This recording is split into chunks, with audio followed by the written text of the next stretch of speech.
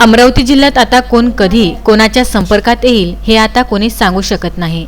आता दररोज कुठे कधीही कोरोनाबाधित येत आहे। मात्र एका आरोपीला अटक केली असता तोच जर कोरोनाबाधित निघत असेल तर नवल नाही का? असाच धक्कादायक प्रकार फ्रेजरपुरा पोलीस स्टेशन हद्दीत घडला आहे। फ्रेजरपुरा पोलीस स्टेशन हद्दीत एका आरोपीवर अनेक गुन्हे दाखल आहे। त्याला शहरातून फ्रेजरपुरा पोलिसांनी हद्दपारही केले होते।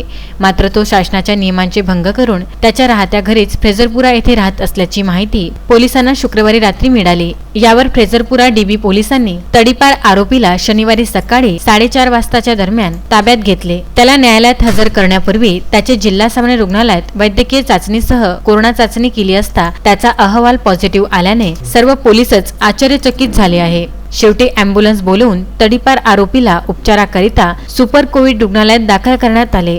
तडीपार आरोपीच्या संपर्कात आलेल्या 5 फ्रेजरपुरा पोलीस कर्मचाऱ्यांचा स्वॅब देऊन ते सुद्धा क्वारंटाईन झाले आहे। अजय शृंगारे, विदर्भ न्यूज, अमरावती।